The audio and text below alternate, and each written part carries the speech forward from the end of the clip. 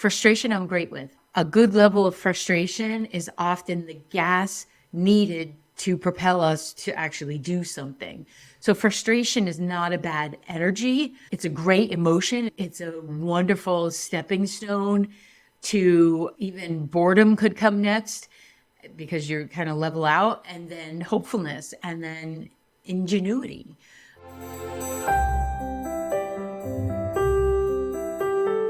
Hi, thank you for joining me for this episode of Intuition, Your Success Compass. I'm Vicki Baird, intuitive coach, overall motor mouth, and I am coming to you today. Let me apologize first. Let's just get this out of the way. I am going to do my very best to remain respectful of the statements that I'm using, trying not to sound like the smartass that is a natural part of my wiring that I have softened over the years, but still exists, and bring some content that is valuable. I mean, that's the point of this podcast, is to bring some content that's valuable, have fun while we're doing it, expand, create a community, and occasionally bring some stuff that Vicki will still be working on. So, as a coach, as an intuitive, in the world where we talk a lot about energy and we're very mindful of alignment and what matters to you, what's important, universal magic and manifesting, all of these things that go into intuitive coaching, right? I have heard this next statement hundreds and hundreds of times, and I want to reassure you that I'm very kind when I'm working with someone and they bring this up. But you know, it's like that hundredth monkey thing. Like, you get to a certain point, and when you hear it the 100th time, you're like, I can't do this anymore. Like, I just can't do this anymore. I guess I could. I choose not to. So the statement is a variation of this. Well, I will just wait and see what the universe has planned for me. I wonder what the universe has in store for me. Well, the universe will let me know what's best for me. Yes, but no. Something will definitely happen. But when you take this approach that the universe, the big power that is, which I truly believe in, and I do believe in the magic of the universe, but when you say it this way, when most people say it this way, it conjures up in my head a picture of what, well, most religions have called God. It conjures up this energy of one powerful being, universal forces that will then decide for me, or that will know better than I will know. And while I do believe in the infinite intelligence of our universe, and I do believe we were thought into existence, I do not believe that there is a force that is greater than you for your life. I just don't believe it. I've seen it so much. I've lived it. I intuitively feel it. I've asked the guides. I've asked the people who have croaked, is there such a thing? And I think the funniest one that came back, I asked oh geez, I'm going to reveal some stuff here. So I had a client who was a priest, and we would meet over the phone so we wouldn't get in trouble. And then the client passed. He croaked, kicked the bucket, checked out, punched his ticket, graduated, moved on up to the palace in the sky. He was no longer here physically. And he came through in a reading for one of his family members that I didn't know was his family member. It was the funniest thing ever, because I remember this was actually in a large group setting. I was on stage back when I did my shows as a medium. And he came through and I said, I have a frequency that's coming through who's saying he's your father and your brother. And my rule was not to edit. I had a very strict rule that whatever I hear, whatever I feel, whatever I say, whatever comes through, I say, because it's not going to make sense to me. It's only going to make sense to the people I'm working with. So her father, her brother was her brother, the priest. Best line ever. It took me a little bit to collect myself because I got the giggles so bad because I was in professional mode, right? And I got the giggles. And then I realized I knew this dude. And I was like, but I couldn't reveal that. Even posthumously, I would not have broken that confidence. Our relationship, revealed that relationship is probably a better way to say it, even though he would have been cool with it since he wrote. But I ended up asking him, is there such thing as the universe doing for us? And tried to keep my own skepticism out of that. And he showed me he has such a great sense of humor, which you can probably surmise from this off the rails story that I'm sharing, but I didn't plan on sharing, but it's kind of fun that it's coming through. Well, he showed me the kind of absurdity of that and the variables that would have to exist. And then he said to me, what do you think? We're all sitting up here with abacuses? How do you do the plural of abacus? And I said to him, well, I don't believe that, but people ask me, and then they say, well, the universe has control over this, right? It's not up to me. And he gave me just this shake of, I imagined, felt, intuited, this shake of his energy, like, no, ma'am, that's not how it is. And I believe that because I can doubt myself, but I will never doubt someone who's crossed, who's given me information. That's where I've gotten a lot of my information, truth be told. Sitting and channeling, connecting with those who have crossed, connecting with my angels and spirit guides, as well as ascended masters, and right on up to what I believe the energy to be God, universe, source. The big kahuna is how I refer to it because I feel like we can make light of it too while having a deep reverence. So this idea of I will wait for what the universe has planned for me, or I will receive whatever the universe has in store, reveals to me that the person I'm working with likely doesn't trust themselves. I love that they believe in the universe. I love that they believe in something as a collective, an energy that we're all contributing to. That is absolutely beautiful. I think a lot of this may have gotten under my skin because the time when I was doing the most teaching and my business was really expanding was when The Secret came out. So there was a lot that book missed and the movies missed. So people started really jumping into the idea of all I had to do was this and visualize and think it and, place an order online and it magically appears. Well, that does happen, but it's not magic. There are steps that happen in between. So recently I had someone I was working with and we were talking about accountability and how good that feels and what should we celebrate this week? What were her wins from the previous week? What does she feel good about herself? We were talking about that kind of stuff. And then when I said, well, what happened here? You had wanted to get this done and you didn't. And I don't do judgy. I just say, what happened? So we can understand. And she was like, well, that one I'm waiting for the universe to deliver on. And, on a video like this on Zoom, so I can see what my face looks like. Well, I perceive that I can see. I usually minimize my own face so I can just focus on the other person. But I could feel my face. I was aware that I had to be conscious of what my face was doing because I do have that face that goes, what? Which doesn't make me laugh. So I said to her, excuse me? And she's like, yeah, I'm just going to wait and see what happens on that one. And it was something that required her action. Plain and simple. It wasn't I'm going to wait and contemplate or I need more information. So I'll get back to you on that, Vic. I don't have all the information. Great. We'll do that. So I said, well, it seems a little passive. what you're saying, like there's a magic wand, like you just delegated it to the universe. And she's like, well, that's what I'm going to do.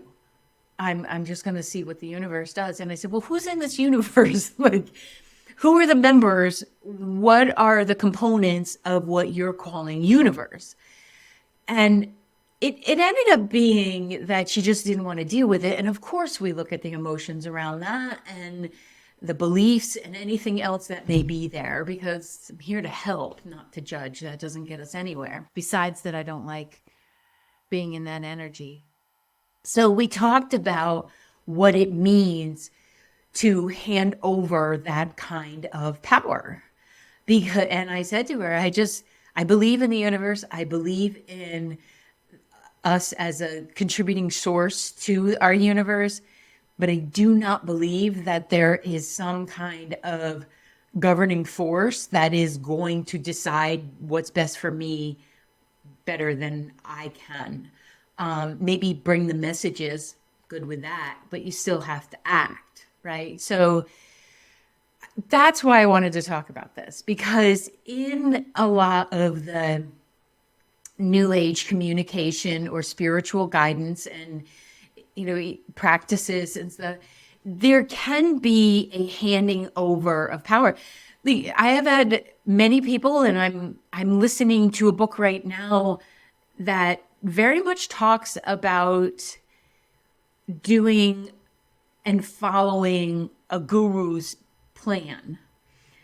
I don't believe in gurus. I don't believe that we should hand over that kind of energy. I believe it's spelled guru because it's you are you. You are you. You're G, you are you, right? So I'm listening to this book because I think we can't just listen to things or read things that we already agree with. We have to listen to or read or understand. And I'm fascinated by the life and by what calls someone or what contributes to us needing or wanting a guru. Because people have tried to put me in that position, and I'm like, no way. I am a human figuring out life, just happen to have an antenna that is wide open. So let me help you get your antenna wide open, and you can be your own guru. I can be my own guru. That's fantastic. You could be yours. So I'm listening to this book, and one of the messages is that, well, whatever master seems for me, whatever the planner seems to me, whatever, and this is it's Yogananda that they're referring to. Okay. So decades and decades of literature and information and stuff like that. And I happen to love his energy, but it's kind of like Sai Baba to me. They have a similar energy. Well, even Jesus, they have all of a similar energy of, I'm just here doing my thing.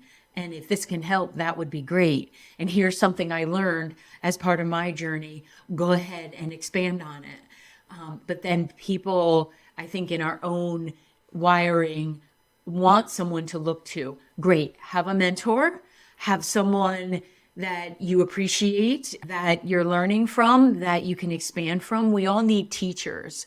However, placing all of our belief in someone else's plan for us, whether it's the universe, whether it's God, whether it's Jesus, whether it's Yogananda, Priyananda, Buddha, drawing a blank on any others, Joe Schmo from Kokomo, I think it's really important for us to make sure that we're part of the picture. And as long as I'm the one bringing the information, I'm always going to hand the power back to whomever I'm working with.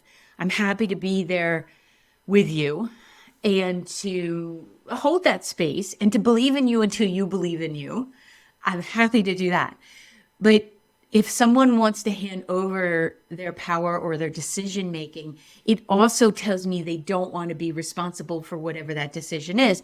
So maybe they're afraid of making the wrong decision. And I feel like as long as you make a decision, it's not the wrong decision. You can correct course, you can change your mind, you can decide that that's not what I want now. I mean, that's the beauty of being human and being able to learn from our experiences. So I wanted to cover a couple of what I feel like are potential dangers or pitfalls of being in specifically the conversation of, well, I'll wait to see what the universe has planned for me, or I'm thinking more in global terms, like universal things rather than a particular entity or deity, or for the sake of this podcast. Okay. One of the major challenges is you can become very passive. You can, if you're relying on the universe's plan, you will become inactive because we are in a reciprocal relationship with energy and with our universe. We are connecting, and it's like playing pickleball. You're hitting the ball over and you kind of got to wait till it comes back. There's nothing you can do, because if you rush the kitchen, you'll be in trouble. If you are in that kitchen, you are in trouble. Any of my pickleball players out there know this? So it creates an inactivity and a bit of a wait and see rather than taking individual steps. And while faith is really important, trust in the universe is really important, we are physical. So when I talk about my compass, the north is your soul and the south is your physical self. So that faith is soul, right? As it communicates through to your heart. But our physical self is what's going to move us to the east in action and is going to help us be proactive in whatever our desires are, whatever our goals are, right? So if you become so passive and you wait, you become a victim of circumstances. But let me be clear, you are still manifesting. You are still creating. So you may not be taking action towards the things you want to experience, but you could be creating things you don't want to experience, called the law of paradoxical intent, where you think you want one thing and you're asking for another. So you think you're calling for and you're enacting truth and trust in the universe. But what you're really doing is you're calling to stumbling blocks because you're not taking any actions. And what that leads to is it's a lack of personal responsibility, believing that the universe has everything and all the answers. Well, that will undermine your own intelligence and your sense of personal responsibility for your choices and your actions. And while I get being an adult is tricky, it's challenging, sometimes you don't want to be in charge of things, there's a real lit up energy that can be experienced by taking responsibility of our thoughts, of our actions, of our communications, and all of that. And I want to encourage that. I want to encourage the joy of contributing to our own process. And one of the other things about just handing it over to the universe is that it can create a dependency on external forces. Well, I can't do anything until they do something. And that could be people in your own circle. Or I can't until they decide what they're going to do, which will then eventually affect your sense of self, your self-confidence, and your ability to partner up in any way, whether that could be a partnership, with your landlord in paying your rent because you're not there for your own responsibility because you're waiting for the universe to drop a rent check off at the door. And it's not how it works. We create and we manifest and we expand through how we feel, but that's also related to what actions we take. So when someone says to me, the universe knows best, I'm like, you know what? Think of a teacher with 50 kids in their classroom. They can't possibly know every kid and what's best for every kid. They can't. It's physically impossible. So think of the billions of people on this planet and the other sentient beings that are here. The math doesn't math. Like my buddy, the priest said, there's no abacus big enough.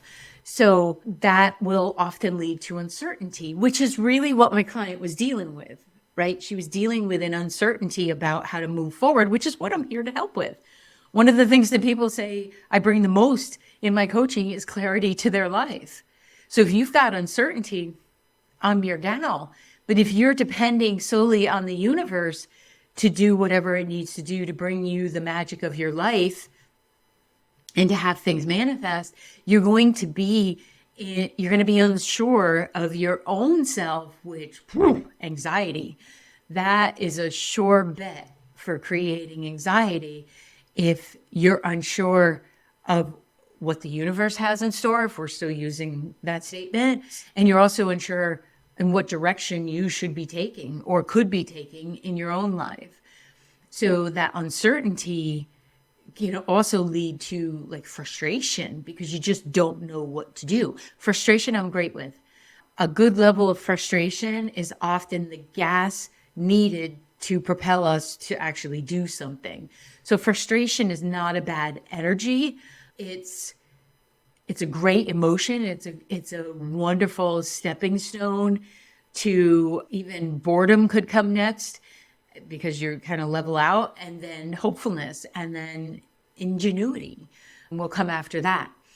So it's working in collaboration. It's learning to be a proactive but also coactive partner in this experience that we have of being beings, hurling through space, experiencing and magnetizing things to us. So with the uncertainty that she was dealing with, once we looked at a few things that she was sure of, and I reminded her of some steps that she had already taken that she had forgotten about. And I said, did you tell me you already reached out to this person and you got an email back? Have you responded to that email? And she's like, no. And I'm like, okay. So here's what we do. Here's the certainty part. You answer that email. And then you can hand it over. But there must be action. There has to be participation. You have to get off your arse if you want something to happen.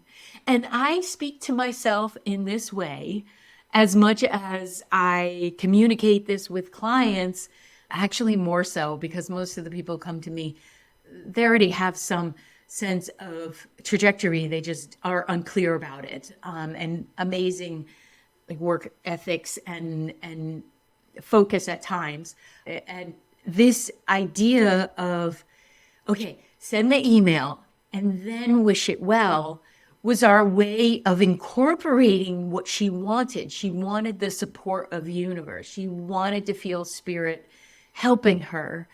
And absolutely, that will happen when you're a participating member in your own life. So she got to have both. And I really believe in and also. I don't think everything is either or. Be kind to people, that's an either or. Don't be a jerk.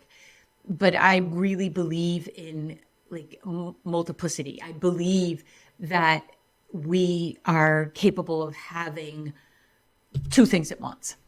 So she could send the email off and feel the action and feel proud of herself and know that she's contributed. And then she can let the magic of the universe take over. But what we did there was some self-reflection.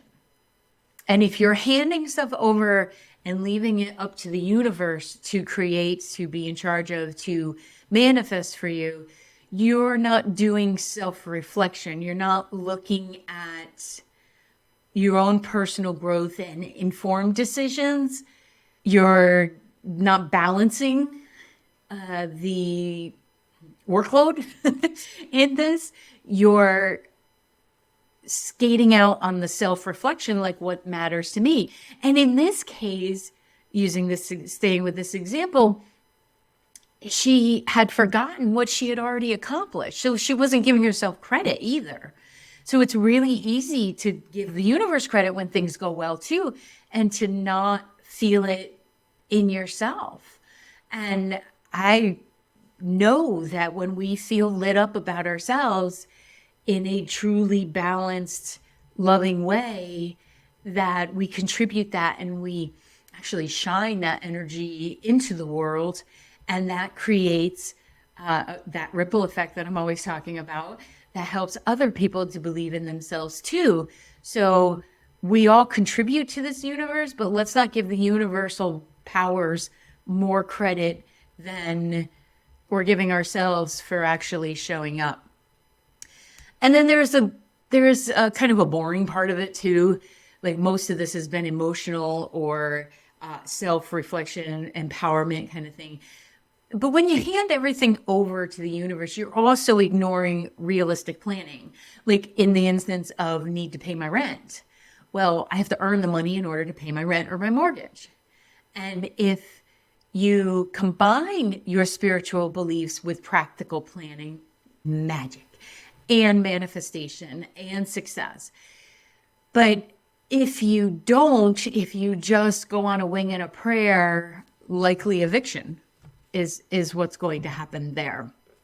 And that is not going to serve anyone, most especially yourself, because it then sends you into panic. So if you could consider that these are the pitfalls, these are the challenges, might there also be some benefits to incorporating universal trust into the whole plan and receiving support? So speaking of support, I'm going to take a little break here so I can tell you about the Magic Mind and how it supports me being focused, being energized, making great plans, and following through. So take a listen. I'll see you on the other side. Well, hey there, wonderful listeners. As I said, I have a product that I have been using, and full transparency, used for a little bit, stopped using and went back to using because the focus issue at this point in my life with, energy, distraction in the world, but also menopause. Menopause brain is real, my friends. I have gone back to using Magic Mind. And as part of my path of self-awareness, personal growth, I believe that it's important to connect with the product that aligns with you, that feels good. And I have always said I would only recommend those things that I know work, that come from a company with integrity, and that are sustainable and all of that. It's just important to me. So what is Magic Mind? Magic Mind is an elixir, magic elixir, if you will, that helps you focus, gives you energy without the jittery of caffeine. It does have a little bit of caffeine in it, which I love. And as much as I love my coffee, it can only do so much. I've actually never gotten the boost from coffee that some people do. So Magic Mind has become one of my best friends. I take it midday because I do the intermittent fasting. So I'm not going to do the calories in the morning. But you know that iced coffee that hits about 1:30, 2 o'clock? I take it alongside with that, and it tastes really good. After using it for just a few days, I noticed that my intentionality was back, right? Like my ability to be productive and to connect with my frequency and to keep it high. It doesn't disrupt my sleep or anything like that, even if I take it in the afternoon. And it's all natural ingredients. It's loaded with top quality ingredients like matcha for that extended release caffeine, Bacopa Monieri, I hope I say that right. And that's the attention and the memory part that I really felt was missing in my own experience, in my own wiring. The ashwagandha helps to reduce stress and anxiety. And there's just enhanced mental clarity. I feel like I want everyone to be taking this and to create the success and the functionality in your life that is possible when you have good nutrients in your body. So I highly recommend it. And yes, I do, as a matter of fact, have a code for you to get 20% off, and it's Vicki B20, VICKIB20. You will go to www.magicmind.com/Vicki B, or click on the link within the show notes. Thanks. Okay, thank you. Thank you for listening to that. Thank you for coming back. Thank you for staying with my, you can tell I have a high energy about this because I want you to feel sure of yourself. I want you to feel empowered. I want you to know how powerful you are in a very genuine, grounded, I'm not fluffing your skirts or your pants or your pantaloons or whatever you choose to wear in your high fashion self.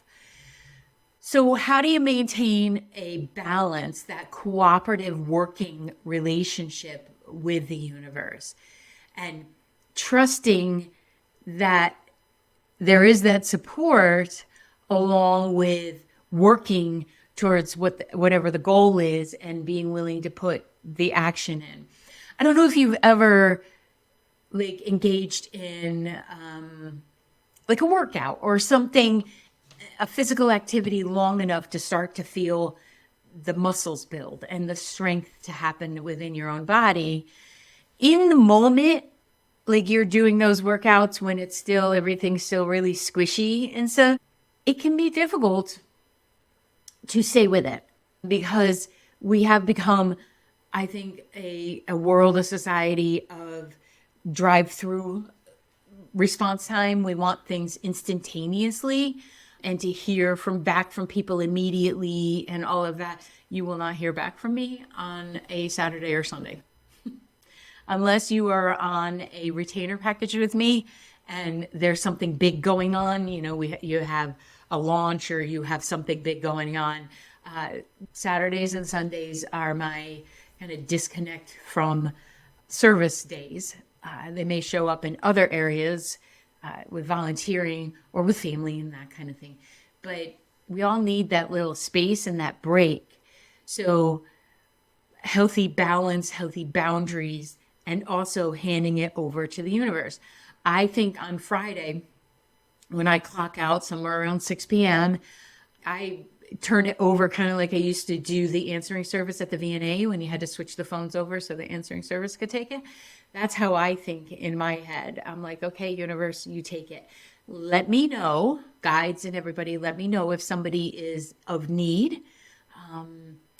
But otherwise, I am going to be my totally human self.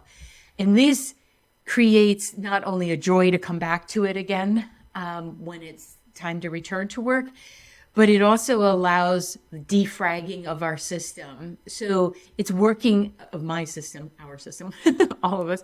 But I want you to do it too. I want you to have those breaks, take those breaks. There's times where you can hand it over and there's times where you have to be absolutely present. So what are some of the actions that you can do to create a healthy balance? I'm glad you asked. Thank you very much. Well, you know what the first one's going to be.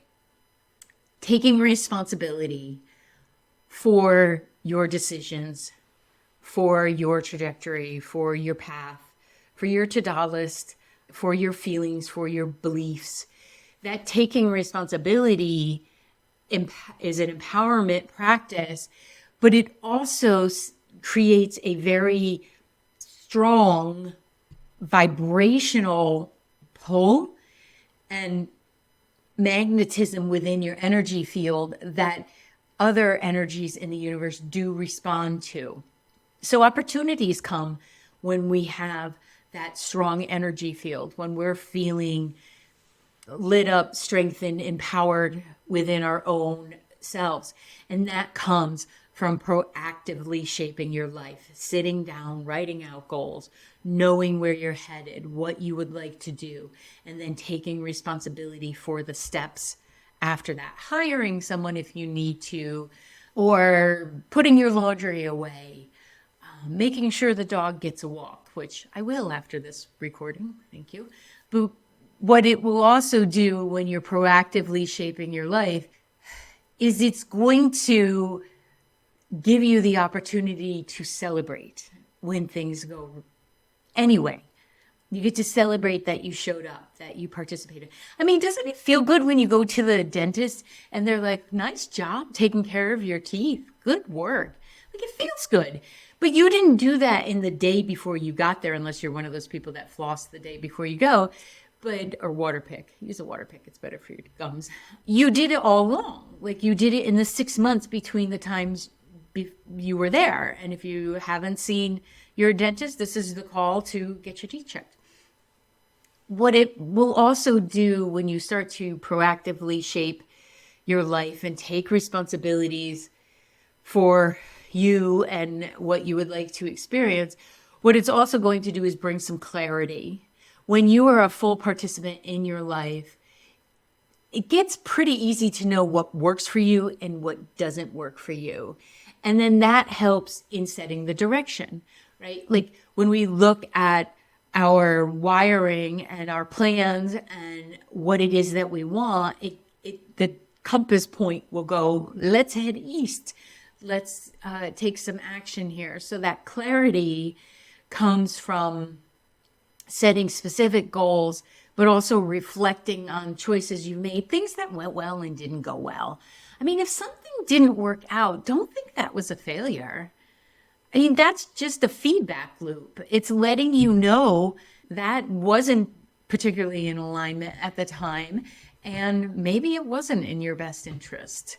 So if something, we could put quotes around this, didn't work out, it's likely because it wasn't in your best interest or vibrationally aligned either. And that's another way to work with the energy of the universe, is to bounce that back and forth and say, does this feel aligned? Does this feel like it's in my best interest? So when you're maintaining a healthy balance between trusting in the universe and actively working towards your own aspirations, goals, joys, wants, desires, you will have just that. You'll have a balanced approach to life. When you combine the spiritual beliefs with the practical, it's just well-rounded, and success shows up. It looks easy from the outside. Like people say, well, everything comes easily. You know, your life is perfect. It's all lined out. Put in the freaking work. Thank you very much. And it's this balanced approach. There's enough of wonder about the magic that does exist and that I do believe in. And there's an everyday approach in my business and in my life and in my own alignment. Because when I croak, it's not going to be about my business. It's going to be about how I was in the world and how did I grow as a soul. So my balanced approach is to not be too much in either way, and to maintain a grounded practice. And I really believe the more grounded you are, the higher you can go in frequency and the easier you can go there. People are walking around very ungrounded, very flighty, up in their too spiritual concepts, where they're denying not materialistic, we should deny materialistic, but denying material things. And everybody has their own choice in how they live their life and what they want to accomplish in this lifetime and what they want to experience and all of that. But there is a certain level of being physical that requires material objects, even if it's warmth, like creating warmth so you don't become a popsicle. So the balanced approach, is this a physical, something I need to do physically, or is this something I can meditate, pray on, invite in the support combination? Okay. So one of the other things you can do to create a healthy connection is to keep learning. Keep learning. Your soul came in because it wanted to learn, because it loves being a student. It loves expanding. It's one of the reasons I'm listening to this book. Did I know that this book was 27 hours when I downloaded it? No, I did not. There are a lot of pup walks that are taking this book, but that's okay. There's some stuff in it where I'm like, oh, I really believe in that. That's wonderful. And other stuff I'm like, that seems like you're handing over responsibility to master's plan, abdicating your own position. But that's my prerogative as the listener, I guess. But the learning process And as I'm listening to this, or as I'm reading any of the other books, I'm also reading a book about women, spiritual leaders that are women, expanding myself that way. The learning, it helps me to understand what I resonate with, but also what's my personal responsibility too. Because sometimes I always learn something from every book I read. Sometimes it's what not to do. But most of the time, I learn something about myself, because as I'm reading it, if I feel a resistance, then I will either pause it or I'll close the book and I will ask, what's going on here, Vic? Where's the resistance? Who are you resisting? Is there a particular mindset? Is there a belief? Are you just being cranky? Do you need a snack?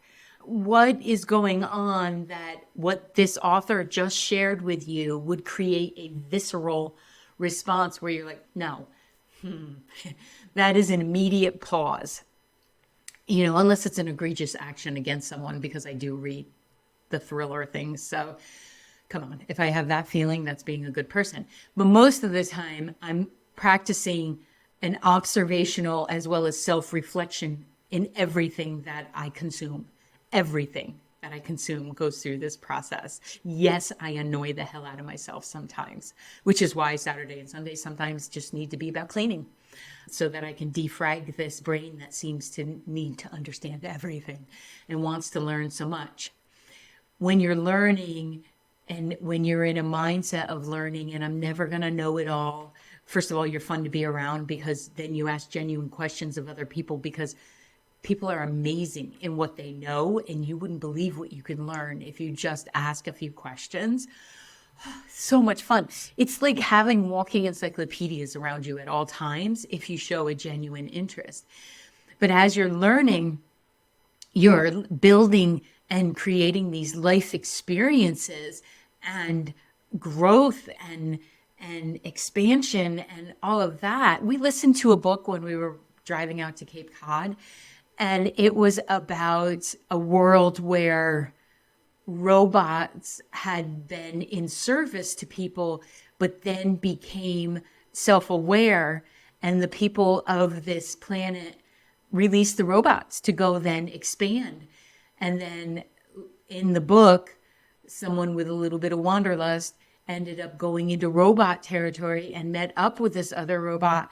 And it was such a delightful book to listen to, kind of a fable, if you will, but to have the characters be androgynous, which was also a great fun part about it, but to have the humor and to have all of it, but to be able to self-reflect. Like, we paused it a couple times to say, what's your belief on that?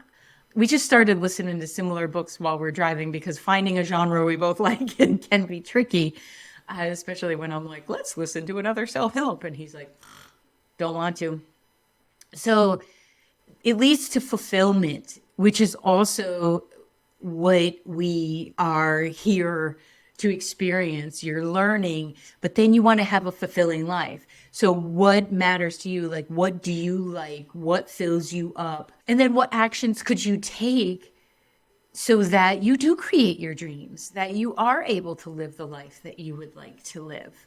And honestly, personal growth is going to be something that is called from you for your entire experience, whether you are sucking oxygen or whether you are on the other side. Now, all of us do it at a different pace, and that's fine, but it's built into the programming. Okay, so to fight personal growth will make it more difficult. But if you're listening to this podcast, you're likely not fighting it. So thank you very much. But looking at these things and question yourself and address the challenges or pitfalls, if you're willing to do that, like if you're willing to look at that stuff without judgment, but with curiosity, you're going to experience continued personal growth. You're going to have fun with this life thing. It can take courage, practice, shifting, and there are going to be some days where you're like, screw personal growth. I like those days. Those are the days where I eat like crap. I scroll my phone too much, I watch too much TV, or nothing gets done, and I freaking love those days. I consider those my defrag days. Because what that is again, a balanced approach to life. What do you think? Sound good? Sound possible? I get excited about this topic because I do love the magic of the universe, and I love seeing people feel good about what they've created in life and to take credit for it. You're not going to get a super fat head, I promise you. You will be just as delightful and maybe a little bit more relaxed than you are right now. Let's see if we can do that, okay? So you need any help? Vicki Baird Coaching, all the apps, Vicki at VickiBaird.com, VickiBaird.com. Feel free to reach out. I am the one that answers the messages. And if not, I will let you know specifically that Enrique will answer this. And I look forward to hearing from you, and I will see you in the next episode. Thank you for listening to this episode of Intuition, Your Success Compass. I appreciate you being here. If you would like more information about developing your intuitive skills, removing those blocks, and creating the life that feels the most successful to you, then head on over to VickiBaird.com. That's VickiBaird.com.